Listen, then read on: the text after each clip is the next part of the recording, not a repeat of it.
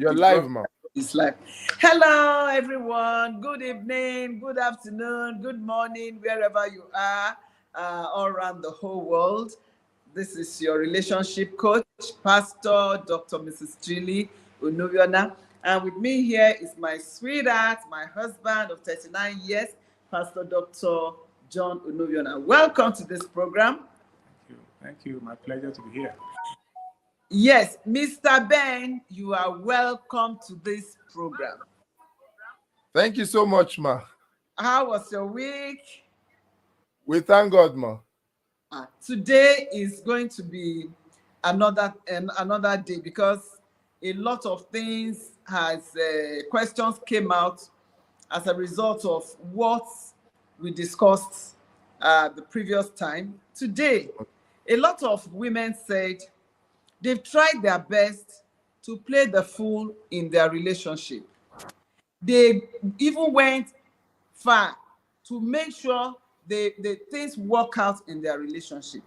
But the fact is, the more they try, the more it looks as if nothing is even happening in the relationship. What exactly do husbands want from their wives, including you, Mr. Ben? What exactly do men want? Do husbands want from their wives? I'm not left out. I have tried my best to make sure that I live in peace with my husband.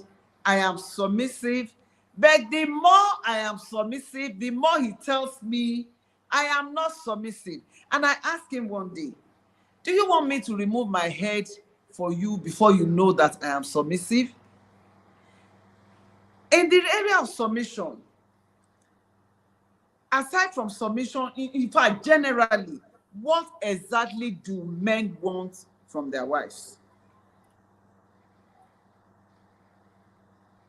Mr. Ben? Okay, you're asking me? I'm asking you, yes. I want to know from your end. What do you people want? Number one, we want, well, I'm speaking for me now, and I'm speaking with respect to my wife from my own personal experience. For me, personally, I am looking for a woman that is not just submissive. For me, I don't like it when my wife is unnecessarily submissive. I don't want a yes woman. I don't want a woman where anything I say, yes, sir. Anything I say, yes, sir. A yes, sir woman. I don't want that kind of woman. And I told her from the beginning, if I want an opinion from you, I need you to be able to, because I know I'm not perfect. So I'm not looking for somebody who is going to be saying, yes, sir, yes, sir, yes, sir, yes, my Lord. No. I want somebody who will be able to tell me the truth to my face. Somebody who will be able to contribute to me. Somebody who will be able to see my fault and help me make up for my faults. Somebody to be my helpmeet. Because me, I am a very lavish spender. So I need somebody who will be able to help me curtail my lavishness. Exactly. And I'm a very free person. I need somebody to call me to order.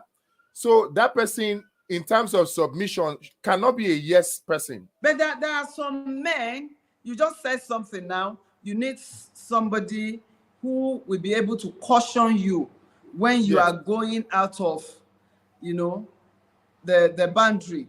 But some men misinterpret that.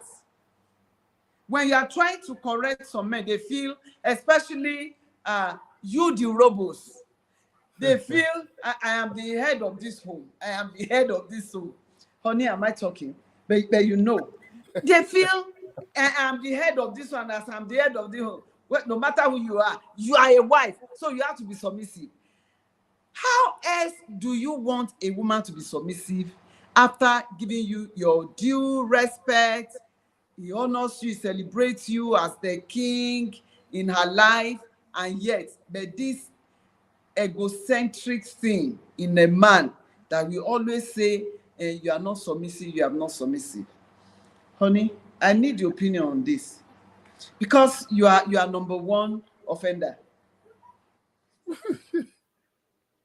Submission is a command from the Bible, Ephesians 5. Submission is vice versa. By the woman, and if the woman submits to the man, she's following dictates, biblical dictates, and the man on his own side should not stifle the woman.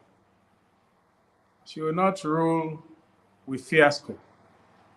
The man also has to submit. Submission is two-way. It's a two-way thing. If the woman feels she has done everything she needs to do, and yet there is still a friction or conflict in the marriage, then it means she has not done everything she needs to do. Honey, I want to correct something. Yes. I want to correct something. Ephesians chapter 5, verse 21 says, submit to one another out of reverence for Christ. I'm not trying to debunk what God says in verse 22 that says, wives, submit to your husbands as unto God. But submission should be reciprocal. You submit to me, submit to my opinions, I submit to your opinions. Mr. Ben, am I talking? Yes, ma'am. Because that's what God says. Submitting to one another in the fear of God. Where there is fear of God, you are not supposed to enslave your wife because of submission. But I remember some years back, you told me that you submit, you say sa to all those small rats, small boys that are not even up to you. But I don't submit. And I asked, how do you want me to submit? You said something that you use sa for them. I don't use sa for you. Have you remembered? And I told you, if it is sa that will give me peace, then let me say this. And since that time, anytime I wake up in the morning, I will say me go, and I have my peace. But then some men even go to the extreme. What exactly do men want from their wives? What do you want? Do you want the woman to remove her head all because she's married to you? Where there is the love of Christ, should it be so? I don't think submit to one another in the fear of God. Submit your opinions to one another. It should not be one-sided just because traditionally in Africa we believe that the woman is a slave. We believe that the woman is meant for the kitchen. We believe that the woman doesn't have a voice. The woman cannot be this, cannot be that. I think we should put an end to it because it's causing a lot of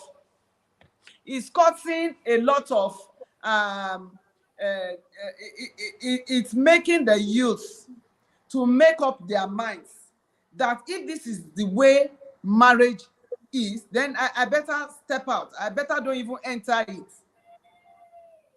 So let's try and see how we can encourage the upcoming youth to be able to maintain peace and harmony in their relationship because of the way we husband love on their wives. Most youth are not ready to go into relationship again, and it's not supposed to be so. The Bible says, husband and wife, submit to yourselves in the fear of God. And in the first instance, where there is the love of Christ, why will you want to enslave your wife? Mr. Ben, do you understand what I'm trying to say? Yes, ma'am. Okay. I understand. So, but the truth of the matter is that it's not just about saying yes, yes, yes. Like I explained earlier, for me, if you are saying too much yes sir, it begins to annoy me. So it's not so much about saying yes sir. No, it's about understanding what you must do as a woman to complement the man. Men are different, just like women are different. So there are men who are extroverted, there are men who are introverted. There are men who would like the woman to kneel down while serving his food. Then why will a man, for God's sake, in this 21st century, want a woman to kneel down and serve food? Why? Okay. Let me ask you a question. What is the problem in this 21st century that will stop a woman from kneeling down to serve her husband? What is so much of a problem in that? Okay, I want to ask you a question. Your wife, does she kneel down to serve you food? She does sometimes. I think there's something about my wife that maybe I'm very lucky. You know, she is an Igbo woman. So in the traditional Igbo culture, I think they have this thing about women kneeling down to serve their husbands and all that. So at some point in our marriage, particularly in the beginning, she would choose to serve the food on her own and kneel down and serve me the food. But like I told you I don't want that kind of yes wife. I'm the one that told her not to do it. And she was comfortable with it. Perhaps if she had insisted that, oh no, that's how I want to show that I respect and love you, if she insisted, I probably would have allowed her. So this submission thing is more like an understanding thing. It has to do with the two that are in the marriage, the couple. And it has to do a lot with understanding. You have to understand the man, and the man has to understand the wife. You said something now that you said, oh, if it's to say migwosa, that will give you your peace. Then you said the migwosa. Because think about it. What is and the big deal? Since I've been saying migwo, I have my peace. I don't have issues with it. Exactly. So another person now, another couple cannot say, oh, me, I am educated to Harvard level. I'm a professor. My husband is just maybe a doctor. So I cannot be saying sir to him. Why should I say sir to him? What will it take away from you if you say sir to him? What will it take away from you? Will it reduce you? It won't. So that's why I say it has to do more with understanding individuals and exactly. understanding. Yes. Well, yes. I believe a woman does. For me, I don't necessarily have to be on my knees to serve my husband. There are better ways. What if he asks you? If he asks you to be on your knees? My husband won't ask me to do that because we understand ourselves. What if he asks you? He won't ask me to do that. But there are other ways I thrill him. Okay. I respect him. My husband is the type that you dare not go near him. You can do anything you like with me. But if you near my husband, you want to reduce my husband, I will show you the lioness inside of me. That's one way I respect my own husband. I don't allow anybody to step on him. I don't talk to him rudely or disrespect him outside. Even if we disrespect ourselves, we do it inside the house. You understand? There are times when you have issues and you just have to trash it out. But then there are some men, I've seen it. They don't even give their wives a voice at all. They talk to their wives anyhow. The visitors, they have visitors in the house now. The way they will ask the wives to please leave this place, you know, and that's why I'm wondering, somebody you decided to spend the rest of your life with, you have to belittle. Why will you have to belittle your wife? For any reason, you are partners in progress. Belittle your wife. No. First Peter 3:7 says, for we are heirs of the same kingdom. For whatever reason, we are partners together. To your wife. Whatever reasons. So your wife is your wife. She's not just a wife. She's your friend. She's your better part. She's your partner. She's everything. So if you belittle her, you can be sure that others will belittle her too. So the question is, what apart from this submission, what other things do men want from their wives? so that women can be doing it and we can restore peace back to our marriages. No doubt about this fact. It's a point must be made that all men want their wives to be submissive. All women want their husbands to love them. And if it's missing, then there's a problem. There's bound to be a problem. Okay, wives want their And husband to for love them. everything, for anything that God detests, anything that God detests, you, the man or the husband, should not expect your wife to submit, especially a Christian wife, a Christian home. Anything God detests, you don't expect your wife to submit to it if you are asking her to do that. Do that which God detests. So that point must be made. For every other issue, submission is two-way. But if God detests it, if God detests, that issue, and you don't expect your wife to submit, or you don't expect your husband to submit. But Yeah. this submission thing, I think is relative, because right now in this age that we are in now, most of the young men that want to marry, the first thing you see on their list is they don't want to marry a liability. Yes. That's the first thing that you see on their list. Most men, majority of the young men that you have now, they don't want to marry a liability. So you will soon find out that for those kind of men, they want a woman that is working, a woman that is able to earn money. What men want now. Those kind of men, in answering that question, we have to also now, first of all, separate the different types of men that are out there. There are different types of men. So you cannot answer the question with one blanket answer. There are men that they want a woman who will give them money, a woman who will take care of the home. That's what they are looking for. And it's the majority of the young men out there now. They want a woman who works. So I had a situation once, I think a few years ago, where I know this couple, young man, young lady, that were planning to get married. But the lady was working. She was the one that was doing business and making a lot of money. The young man was not working.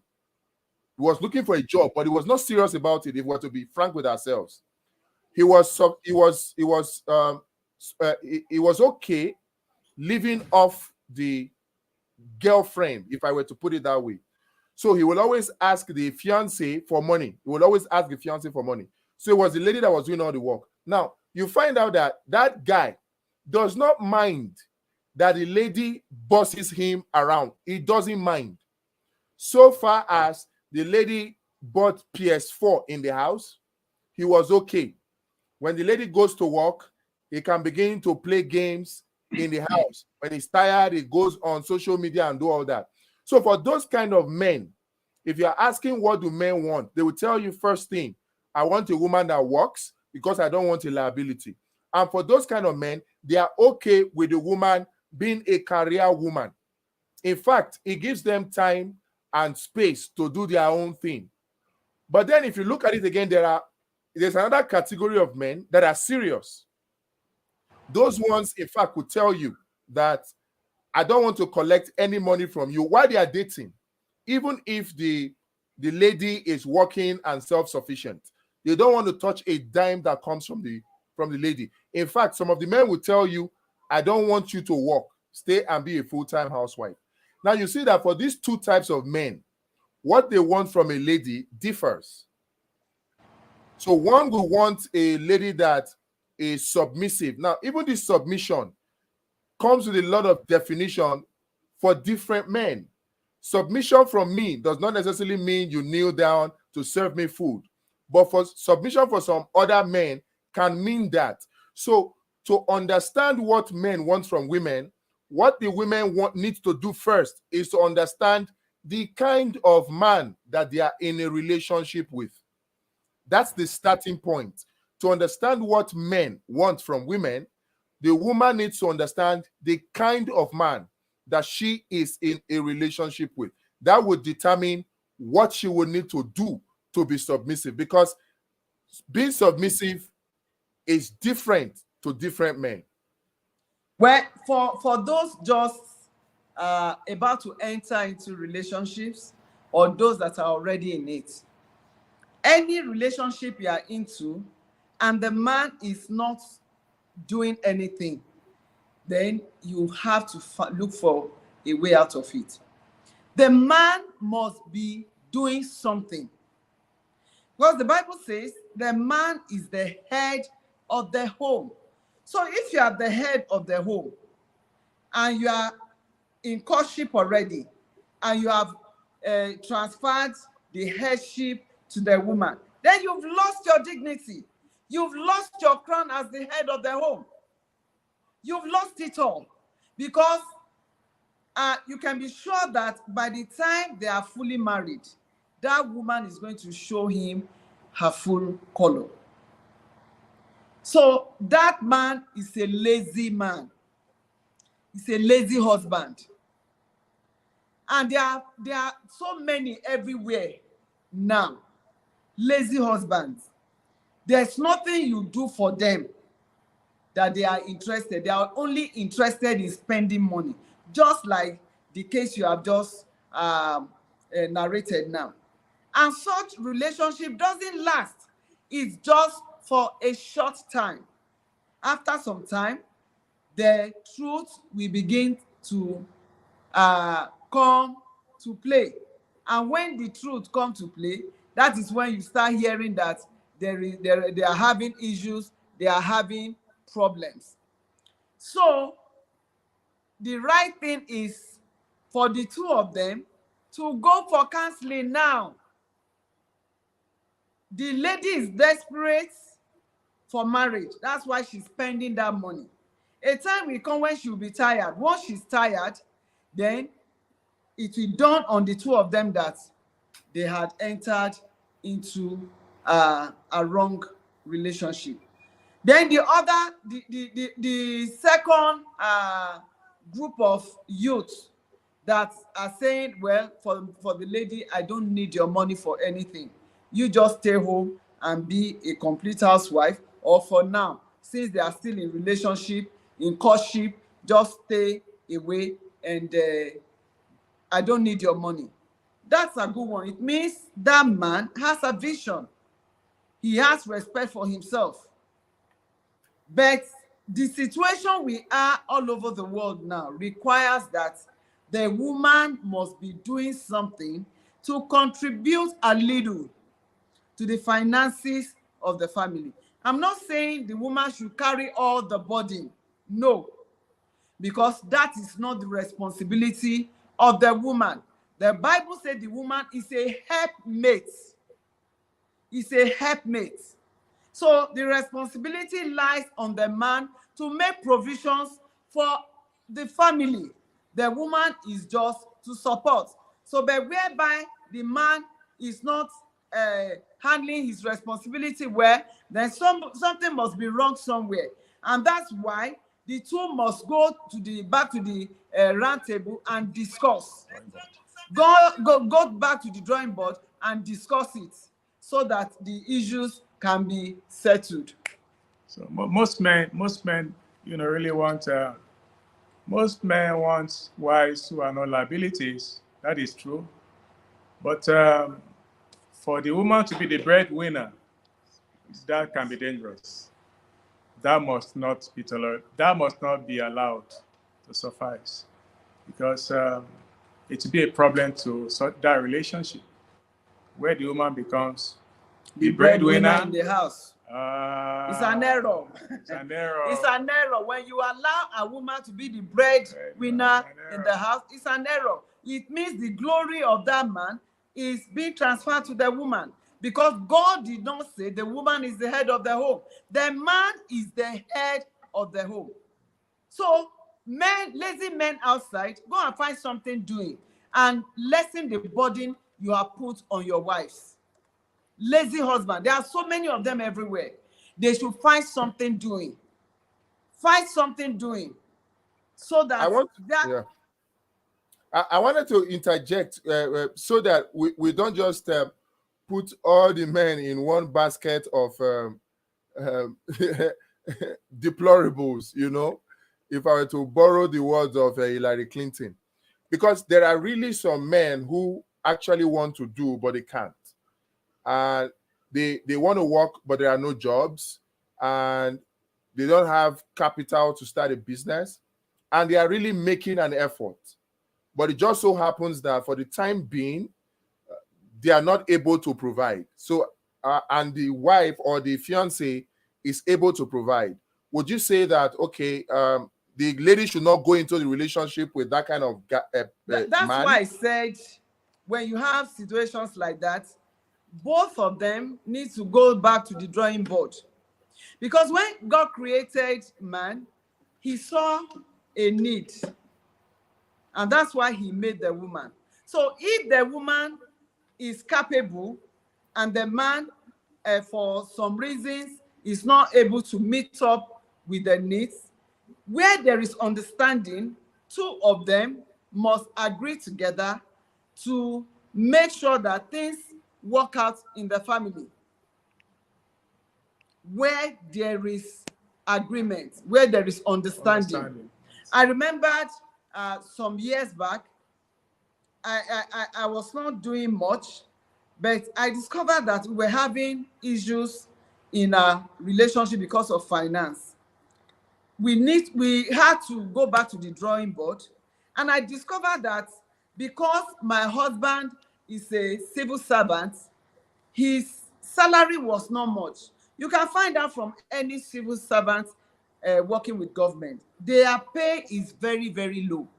And so if you have a husband who is a civil servant and the wife is not doing anything, you can imagine the kind of suffering that family will go through. And so the husband and the wife must be able to have understanding, go back to the drawing board and discuss how they can fashion out a solution for that lingering problem of finance. And that was what we did. I discovered that I have entrepreneurial advantage over my husband. And being an entrepreneur, there's so much money when you are into your own personal business and you are a serious entrepreneur. So with that, we decided that, okay, you resign from government, and I had to resign from government, and I faced the business. And it was not just me doing it alone. We did all kinds of businesses, laundry. When I'm washing the clothes, my husband is ironing and packing, he's going to deliver. I'm doing the marketing. He's doing the marketing. We went into a salon business. He was, anytime I was in the salon, he was always there with me. So even though he was not earning so much, but we were able to understand our strengths and jam the strength together, work it out together, believe in the dream, and today God has lifted us.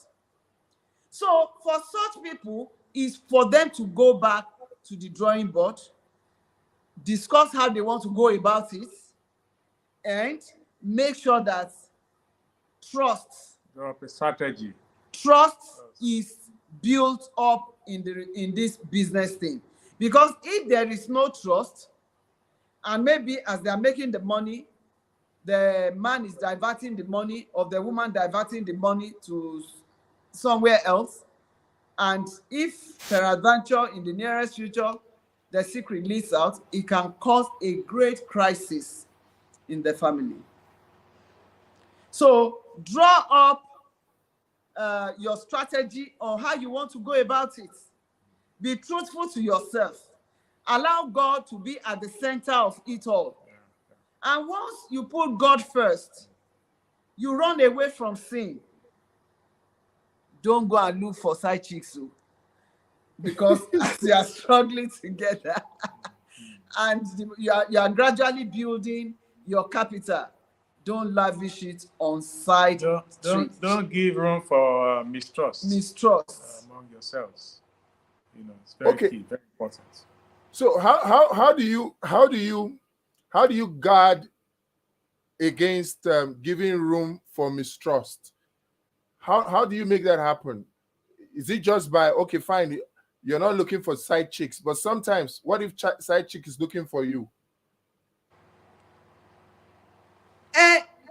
Even if side chick is looking for you and you believe in your wife, you trust her, you respect her, you will definitely say no to side chicks. That can be an undoing for the man who has, you know, a visionary wife. A visionary wife, hardworking wife, supportive wife. It's a way of telling her, I will spend the rest of my life with you. I love you. I trust you. If you betray such a trust, then you have nobody to blame. If you betray such a trust, even if the woman did not say anything, God that witnessed the beginning of it all will deal with you. God knows how to deal with people like that. There's a way these things work out. You know, trust, mistrust, betrayal. That's the way it works out. Nobody. Although it's not only men that betray, women too betray. It's on both sides. There are factors that lead to marital failure. Factors that lead to poverty. Because anything that is outside God's formula for marriage can lead to marital failure. Can lead to frustration and end of the marriage. Okay, so sir, are you saying that if a man marries a woman and after a while the man decides, because he's a traditionalist, to marry another wife, that the man would then become poor? Well, for instance, just like me now, after we've suffered together, we've labored together, and now that we are supposed to be enjoying ourselves, you now decide to go and marry a second wife. I don't have any business with the man, and I don't have any business with the woman. I will face my life, remove everything I contributed in the house, including everything that I got for him. Then he can look for wherever he wants to go with his second wife. Are you for real, man? Are you for real? For real. Is that not too extreme? Listen, he can't carry the labor, my sweat, to go and give to another woman. It's not possible. He should start his life again with that second wife. The woman should labor with him too. And that's why I always encourage couples, anytime I'm having program with them, anytime you are buying properties, buy it in the name of Mr. and Mrs. or in the name of the children. But for me and my husband to be laboring together, then when he wants to buy properties, he will now use his name to buy. I will not allow it. I will not agree. Because it's not just his only sweat. We sweated together. We labor together. Even if he earns 5 times what I provide as my husband. As my husband, he's the head. And he's the one making provisions. And with my little one I'm providing. Come to think of it, a lot of people believe women are not doing anything. And the woman is just in the house. It's the woman that takes care of laundry. It's the woman that takes care of taking the children to school. It's the woman that goes for open day. It's the woman that goes for visiting. She does everything. And yet, the woman is not contributing. Nonsense. If my husband tries that, I'm not going to allow it. And when we are buying any property, we must agree together, because I've decided to spend the rest of my life with him.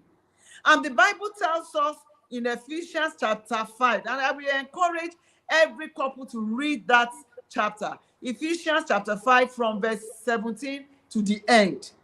He said, two of us are one flesh. 1 + 1 in marriage is 1. So if we are buying anything, we are buying it in one name, Mr. and Mrs. John Onoviona, not Mr. John Onoviona. It's an abomination, and we should get rid of it for us to move forward, for God to put his breath in our family. Let's put things right. Let's do things right. Some men will want to buy properties. They will use the name of their mothers to buy. They will use the name of their relatives to buy properties. It is wrong. In fact, there are some men that don't even open up to their wives on what they earn.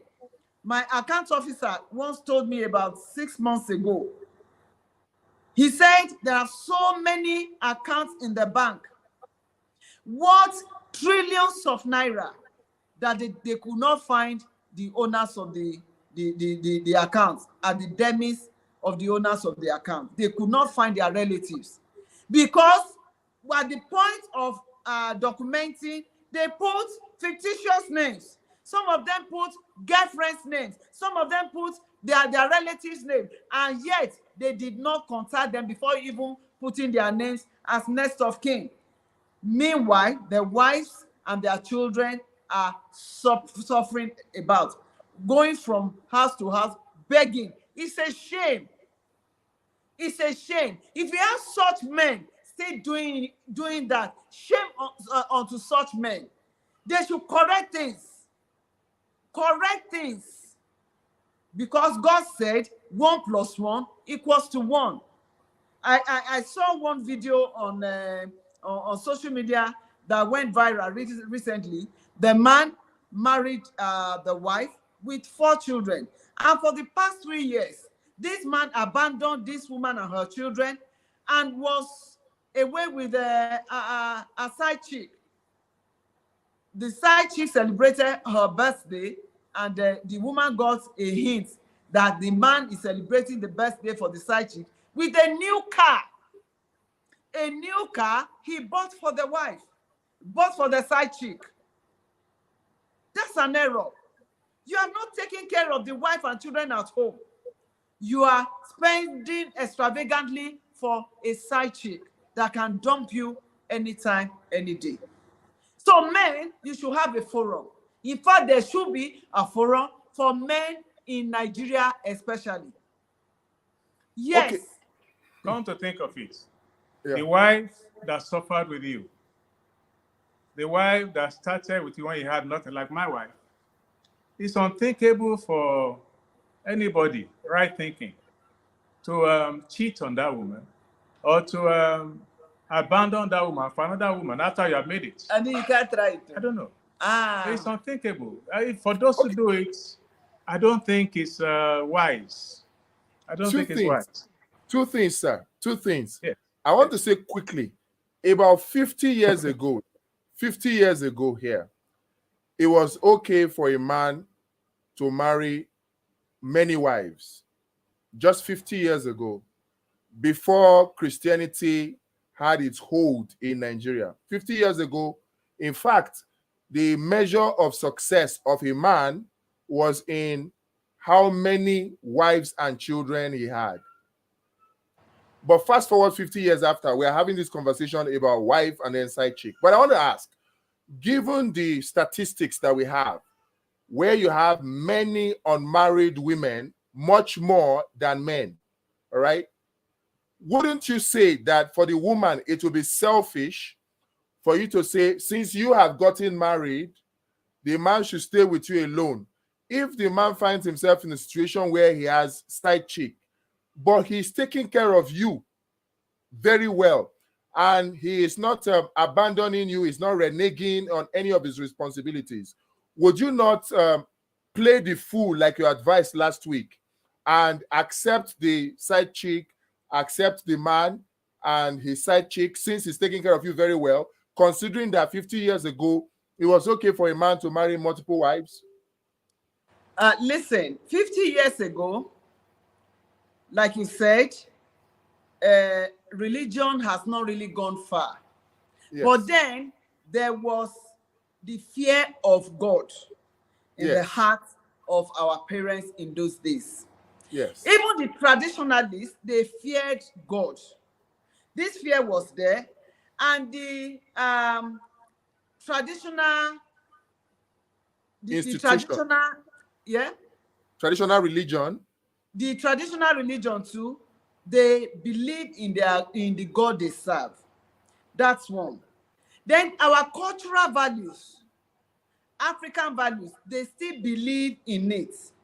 More so, the women then were used to farm. Their wives and their children were used to go to farm so that they can have good products. Remember, a lot of them were not able to take their children to school because education was not as it is now. But 50 years fast forward, a lot of things have changed.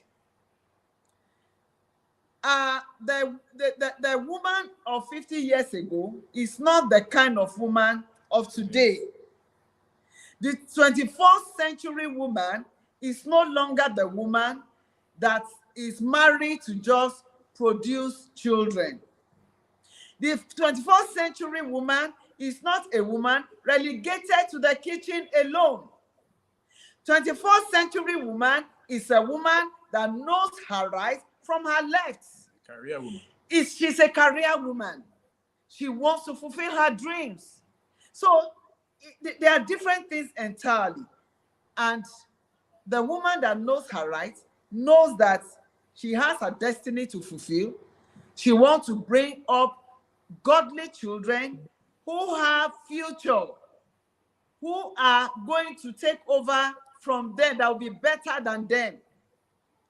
So there are different games entirely. And when you think of giving good education to your children, it is no longer palatable. In those days, a woman can decide to have 17 children. One woman giving birth to 17 children. And out of the 17 children, none will even know the worth of education. But now, most couples will plan the number of children they want to have according to the income they earn. See, a new order of living has evolved. It's no longer as it used to be. A new world has evolved in 50 years. What it was in 50 years ago is not what it is today. The world has gone global. Yeah. And because it has gone global, everybody is trying to meet up with what is happening all over the world. It's no longer having children that are worthless. Yoruba call them omobere oshibere. Omobere oshibere. You have 17 children, there's no one that is presentable amongst them. That's the meaning. So it's a different story entirely. Then the one you said, the side chick, if the man now decide to marry as a second wife, like I said earlier on, we started this journey together. So if he wants to marry another wife, go and find a place you want to marry the chick, the side chick. Leave me and my children with what we have labored for. I will enjoy my life, face my children, and make sure I don't allow the thought of a second wife. But ma, this man is still taking care of you. Nothing has changed. In fact, something I put in my estate recently. I have a commissioner of police in my estate who just got recently promoted to AIG, right? And he decided to take in a third wife. As compensation for the first wife, he decided to send the first wife on a trip, a holiday, with all her children to Dubai. They spent 2 weeks there. And then he came back, he decided to open a pure water factory for her. Now, if you have this kind of man Because right now you are focusing on, oh, I worked, I contributed. What if this man decides to even take care of you more, recognizing that you were the one that started with him, right? And then he decided to compensate you like this. But because there are less men than women, and there are so many unmarried women out there, decided to help the population of unmarried women to Listen to me.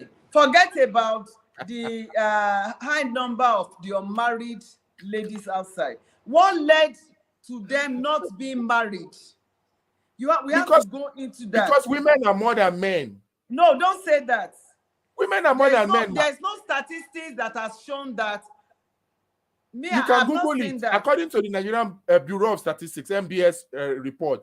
In fact, in Imo State, which is the worst hit, in Imo State, the ratio of women to men of marriageable age is 2-1 in Imo. So if you want every woman in Imo to be married, then you must have at least one man marrying at least 2 wives. I want to look at it from biblical perspectives. You see, God is awesome. He will not allow a situation to exist. Okay? If he doesn't have a solution for it. Okay. That stage, the ladies or the men don't necessarily have to marry from their place. I'm from Edo State. I married from Delta State. You are from Delta State. You married an Igbo lady. So God is the one that finds the bone of the bone. He's the one that finds a partner for somebody. He knows how to balance. He knows how to balance the equation. No, but from me now being an Urobo man now, there were in my church where I met my wife, there were about 6 Urobo ladies from 6 different families who in fact were expecting that, no, this one, he must marry an Urobo person. In fact, when they got to find out that I was going to marry my wife, it was an open thing. They came and said that the Igbo lady should leave the Urobo for Urobo. Because the Urobo, the men are not even enough for the Urobo women. Then an Igbo lady is coming to take the small Urobo man that they are supposed to be managing.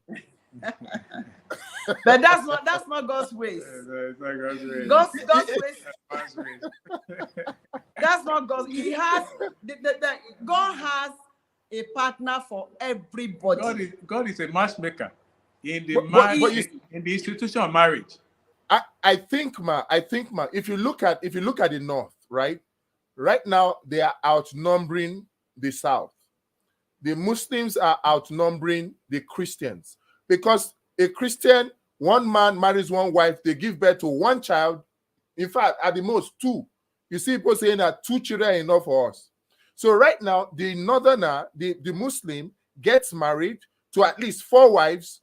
Each wife gives birth to at least 4 children. So one man gives birth to 16 children. So in 10 years, in another 10 years, or in another 20 years, in another 50 years, you'll see that the Muslims will now outnumber the Christians, ratio 15-1. Is that safe and healthy? Because that was how Constantinople in Turkey. That's how Turkey became a Muslim country by procreation, and they just displaced Christian. Constantinople used to be, in fact, the whole of Turkey used to be a Christian country, but now it's a Muslim country because the Muslims now outnumber the Christians. The same thing is happening in London, in UK today. In London, we had a Muslim mayor because the population of Muslims in UK is outnumbering that of Christians because of the rate of procreation. So if we put this into consideration, shouldn't we as Christian women now begin to say, okay, because the fundamental thing that God said was that go ye into the world and multiply. Mr. Ben, I won't want you Mr. Ben, let's not go to that. That's another topical issue, and because it's all about God. It's all about now. It's about God. It's about God that gave that instruction, and it says, for Christians, 1 man, 1 wife. 1 wife. So he did not say. Why is it that every of the biblical heroes of faith, they had more than one wife, and God did not hold it as a problem against them. Well, for me, I don't want to go. David had more than one wife. God still said he's a man after my own heart. Mr. Abraham Ben, had more are you than an one wife. advocate? Are you an advocate of I'm one playing man, the devil's many wives? advocate. Yeah, I'm playing the devil's advocate. Are you Abraham had more than one wife. Oh God my did not God. complain about it. So what is so wrong with having more than one wife that you as a wife will not In the be Old self- Testament, okay, in the New Testament, can you mention those that have so many wives? those that had so many wives In the New Testament. in the New Testament? Okay, right off the tip of my head now, I can't place See, my let's hand on- go. Let's change. What exactly do men want from women? That's Like- why we're here. He had Yes. mentioned submission. Then he said, One thing they expect from women is understanding. Understanding that when they have side chick, the woman should be able to understand and accommodate. You know, because see, this issue of side cheese for me is a distraction. no, I it's don't not. have time. So It's why for is it a me- big problem in the society now? It's a big problem in the society. Why is it a big problem in the society now? It means that if women, I say something, if there is no law, there is no sin. Because of this whole big issue about side chick or no side chick, women now have this stance that, oh no, side chick is a problem. Is side chick really a problem to the extent that a man that is caring for you, a man that is taking care of you, a man that is doing his responsibility, then you find out that he has a side chick, and because of that, you decide to pack your load and leave the marriage? Should that No, be like an I enough said- reason? Like I said in the first video, I will not leave my marriage. No, but you said that you will leave. You No, said you will pack I your didn't things, say you I and your will leave. I children. said he will go and find a place for the side chick, not in my own house. Oh, Not okay. where I have myself and my children and him are living. No, he can. Okay. If he insists he must marry the side chicks, good luck to you. Go and marry your side chicks, but I will face my life and my children. I will not divorce you.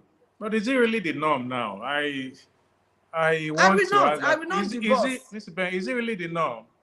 This issue of side Is it chick? the order of the Is day? it the order of the day? I don't think Is so. it godly? I don't think It's so. very rampant.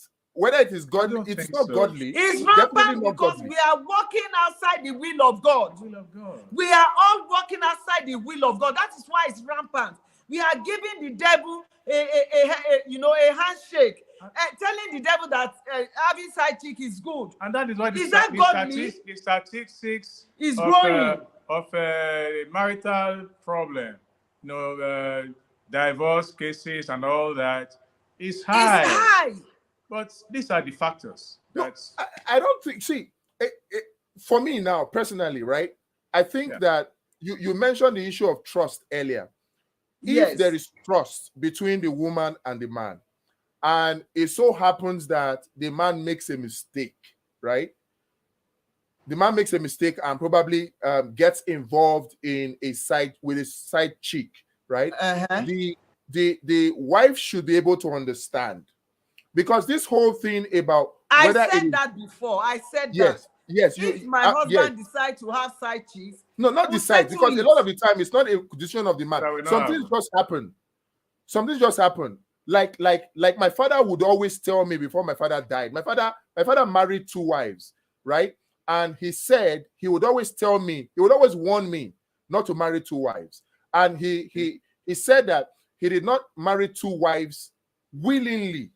That in fact he cannot even explain how he got involved and became a man that had 2 wives. You understand? But that he had some issues with my mom at some point, and somehow he just found himself cozy with another lady, and before he knew it, this lady had a baby for him, and it became a problem. And that's how this whole thing about a side chick becoming a wife came in, and he was not happy with it. He became a Christian, became a born again, and he could not put send the wife away, but he could not take care of the woman. You understand? So that woman just became a bone that was stuck in his neck, right? Because as a Christian, even though you know that you should not do it, you still cannot just send the woman away like that without continuing to take care of the woman. And it was a thing that he had to deal with until he died. Now, in that kind of situation, I would always say my mom, because he was not decided, he did not decide to send the woman away. If he decided to send the woman away, he would have done that. But even then, and do restitution.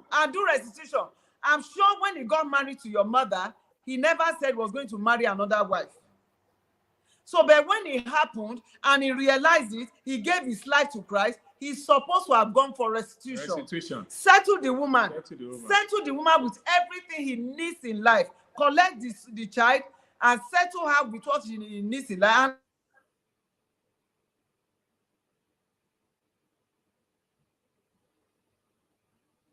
Hello?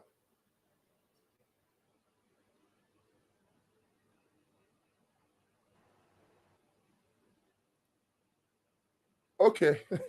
I think they froze there. I'll just wait for them. Papa Akinda Yomi had an issue like that, and when he became born again, when he gave his life to Christ, he restituted and sent the woman away, settle him. So what are we saying? If we made up our minds to do the right thing, God is there to have mercy and show us mercy. But we are not. The fact is that the devil has made our hearts with hot iron, that we don't even have we don't even have the fear of God again. And that's why we think what we are doing is right. You see, we have a destiny to fulfill. And as you lay your best, so you lie on it. If you fall into such error, the best thing to do is to restitute. Go back to God. Go back to God. Restitute your ways and settle yourself.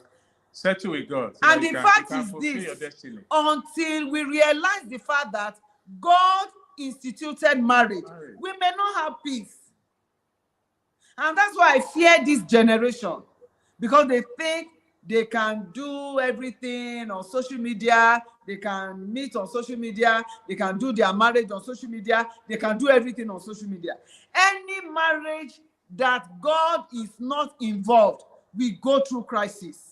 You see, God hates divorce, and that's what the reason why we need to, live in peace. Live in peace with the wife of our youth, so that we can fulfill our marital destiny. And we should also remember that marriage is a mystery. It's a mystery that is only understood by God. And so if we now try to imbibe what God says about how to go about it, we'll go a long way in the relationship. Okay. All right. Let me put it again and ask another question. Still on what men want. You talked about buying properties. Yes. The man buying properties in the name of Mr. and Mrs. What do you say about them having... Okay, let me say it this way now. What do you say about the husband giving full access to his accounts, to his finances, to the wife? Is it necessary? That's why I said trust. Trust is key in any relationship. Where there is trust, then everything moves on smoothly. My husband, I know what he earns. He knows what I earn. I have access to his ATM card. He has access to my ATM card. We don't have anything to hide. And because we don't have anything to hide, we are buying anything, we decide on, okay, whose name should we put? And most times, when we are buying properties, he will tell me, use your name, or let's use our children's name. That's a godly husband. We all know the African setup. We know how what women go through are the demise of their husbands. When a man dies, the next day, you see extended family coming to pack things. I witnessed it. My only sister, when my only sister's husband died, the family members came and cleared everything. The children were still very, very tender. Till now, nobody came to ever ask what happened. How are the children surviving? But when it was time for them to start getting married, that was when the in-laws came to collect dowry and all the items they brought for dowry. That's not fair on the woman. And that is why men should have a rethink. After all, we brought nothing to this world and we are taking nothing back. Settle your wife and her children when you are still alive. A lot of women suffered when they become widows because nothing is left for them to take care of the family. They don't even know anything about the man. They don't know where the man has his assets. They don't know how many accounts he has. They don't know how much he has in his accounts. For how long will women continue to be enslaved? All in the name of marriage. And these women must have labored with this man. They would have forgotten that when the man was in just a room and a parlor, this woman endured. By the time the man now become a landlord, the family will not want to remember that there was a woman that stayed in a rented room and parlor. All they care for is that my son's house, my son, the woman wants to eat where she did not labor. We should put an end to all this nonsense. The woman, the 21st century wife, is no longer the 20th century wife. Men should have that understanding. And the more you empower your wife, the better for you. If you empower your wife, you stand to receive the glory. But if you refuse to empower your wife, it's an error. Mr. Ben, I'm ready for all of you, all the husbands, all of you. You know, for me, it's what you're saying makes a lot of sense. You know, I was telling someone, I said, one of the reasons I've had peace in my marriage is because my finances. In fact, I have a couple of companies, right? And my wife is my chief accountant. So when I have staff who do accounting for me, right, in my office, but whatever interest is going to be given. Mr. Ben, we have some people watching. Let's just greet them and find out if they have questions before you continue. Success Joy Fabiana,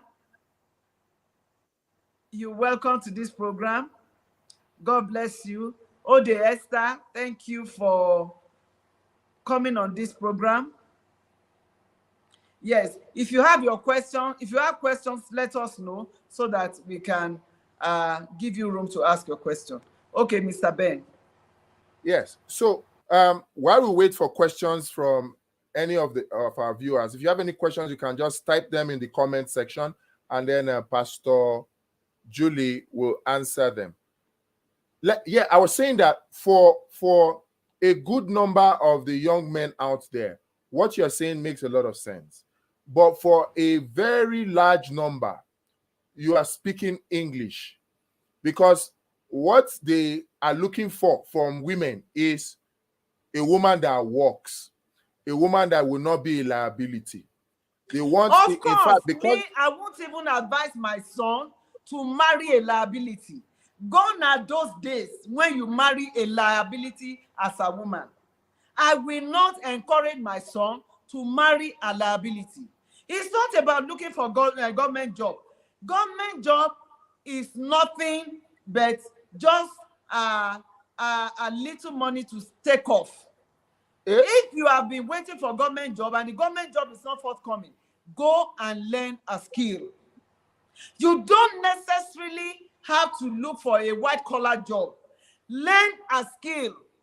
There are so many skills you can learn. You can go into fashion business. You can go into bakery. You can go into ICT. A lot of skill. Listen, China is the largest economy in the whole world. And the reason is because... Second largest. But they are the number one manufacturing hub in the world, yes. Okay. They don't depend on government jobs. In fact, from the elementary, they start training the children on skills. By the time they get to college, they had already perfected all their skills. I went to Turkey recently, and I was amazed at what people are doing there. Very few people are interested in government job because you cannot compare what a government worker earns with what an entrepreneur makes in a week. In a week, an entrepreneur who is, serious entrepreneur can make your salary in 2 days. It's all about being creative. Yes. But it's all about creativity. Government work is the best thing to happen to any Nigerian. It's a lie. For a young graduate just entering government job, they start you with level 8, step 2, which is 45,000 naira. No, for some agencies, if you are working in places like NDIC, CBN, those people, they are living like... How many people can get to NDIC, Central Bank, CBN, NNPC, NEPA? How many people? And before you even get there, you must have paid your envelope, carried your envelope in millions to get the job. So those places are not meant for the common man. The jobs are not, are they there? And the jobs are not available. The jobs are not meant for common men. The jobs are meant for, you know it now, you understand. The politically endowed. Endowed. So if you are not politically endowed, so don't near there. The connected ones. The connected. But we are connected to God. And because we are connected to God, our source is not here, it's in heaven. It's just God's revelation you need. Divine source. Divine source. If it is fashion designing you are into, make sure you perfect it. I know of a lady, what she does is, if you want to mark your birthday, she give you a good package from 100,000 upward. If you have a customer like that, you have about 6 customers in a month. What else do you want? Know how you will make not less than 300,000 naira as your own, compared to 45,000 naira. Do you know wise people don't look for government job again? Wise people don't look for government jobs. They look for skills. Yes, they look for how to turn problems to solutions. And that's what we should be encouraging our youth to do. Not seeking a white-collar job. Not white-collar job, not Yahoo, because Yahoo money will come and disappear. So for me, I will not encourage my son to marry a liability. No, a woman must be doing something. A woman must be contributing financially. Listen to me, youth. If you are in a relationship and the lady is not working and she's not ready to learn any skill, disconnect yourself from that, because you will not go far in the marriage. Palm oil finish, you'll be waiting for you. The children are sick. The husband has not come back from work. Petrol finish in the generator is waiting for you. No, that is no longer going to work in this present Nigeria. A woman must be financially stable. You must be contributing. And you don't need to start big. The problem with us women is that we want to start business big. You saw Sister Kate having a boutique Everything in that shop is worth 10 million naira. And you're asking your husband to give you 10 million naira. It's an error. You can start somewhere. Do you know how I started? I started from selling fruits, vegetables in the open market. I was so beautiful, so lepashandi. So if you are walking past where I put my oranges, my tomatoes, my yams, even if you didn't plan to buy, because you are seeing a beautiful lady, you'll be wondering, who is this beautiful lady selling things like this? You'll be forced to buy something from me. And from there, and where God has put me today, because I started from the scratch. Started small. And God said, don't forget the days of little beginning. Started small. Start small. Even if it's 10,000, start it. Small. Before you know, in 3 months, that 10,000 would have been multiplied by 100. Before you know, you start growing, you start growing. And when you start little, you value the money you make. But if you just start boom like that, you won't value it because you didn't sweat to raise that funds. Okay, thank you very much, man. Today's been very exciting and impactful. So to wrap it off, what are the things that you would say to the younger generations about relationship with respect to what men want from women? Well, we were able to at least deal with it a little. Next video we're going to continue on it. But the fact is, if you are in a relationship and you have not entered into any relationship, make sure that you are not looking for a liability. No, find out before you enter into the relationship, or if you are in the relationship already, find out from the person you are into relationship with, where do you want to be in the next 3 years? If she's able to tell you, okay, in the next 3 years, I want to have finished my master's, I want to be able to perfect this skill, I would have been able to do this, then you know that she has a vision. Or the man too. Oh, what are you doing, Mr. Man? And he's telling you story. Don't just run, flee. So make sure both of you are doing something. Number 2, make sure you gradually build trust in the relationship, because trust is the foundation of any relationship. Any relationship that must stand the test of time, you must build trust. The Bible says, if the foundation be destroyed, what can the righteous do? So if you want to have a lasting relationship, build trust. And number 3, make sure you know God. God instituted marriage. So for you to go into the marriage institution, you must know the policy of the institution. What are the do's and don'ts of this institution? You want to work in my company. Now I have a big company. Before you come in, we'll interview you. If you are qualified to work in my company, then we take you through trainings to teach you on the policy of the school, how we run the business, how we run the business, the time of resumption, the time of closing, what is expected of you, so that you can scale through as you work in the company. Same with the marriage institution. So until you know the owner of the business, what he wants, who he is, what he doesn't want, you may not have a good relationship. So the God factor, make sure the two of you have something doing. Have something doing. Finance is key in any relationship. If you ignore it, when you finally get married to yourself, it will come back to fight your marriage. Finance fought our marriage, but because of the mercy of God, we were able to scale through. Others that went through it did not have that grace, and they've separated, they've divorced. Some even died as a result of anger, and before you know it, they started fighting themselves.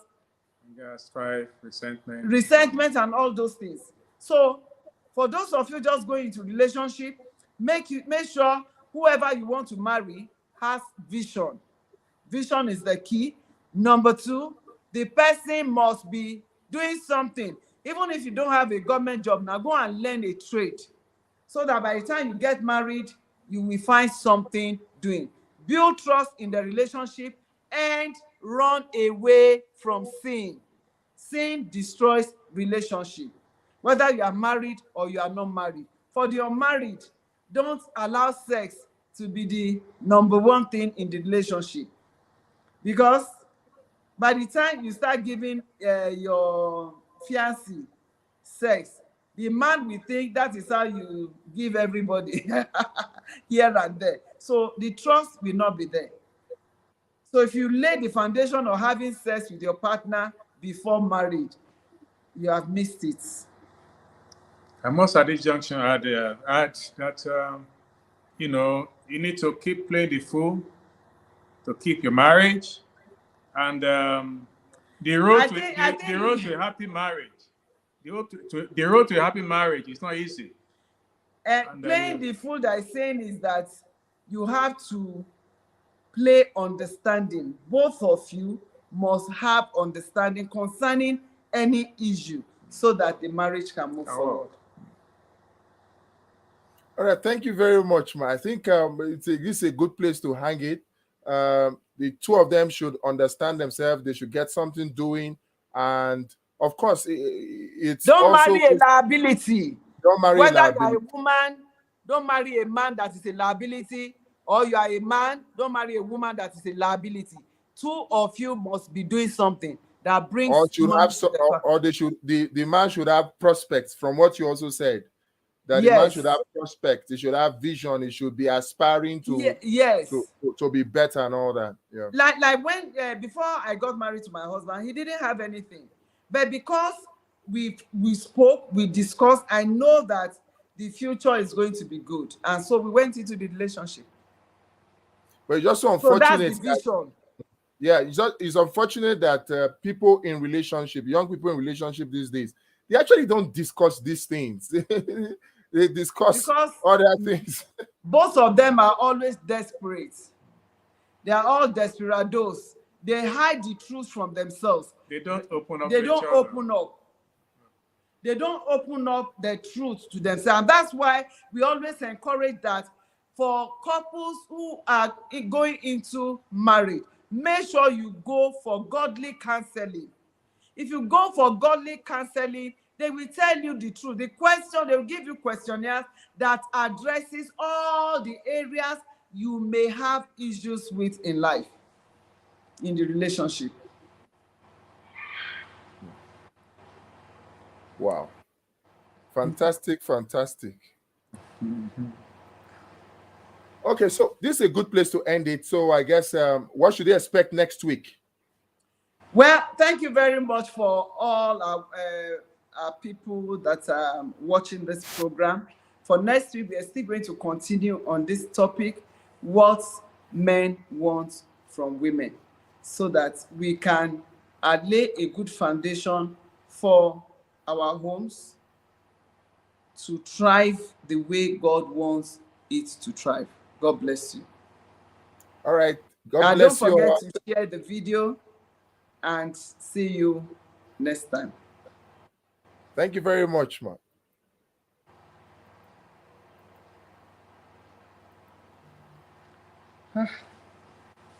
We spent 1 hour plus.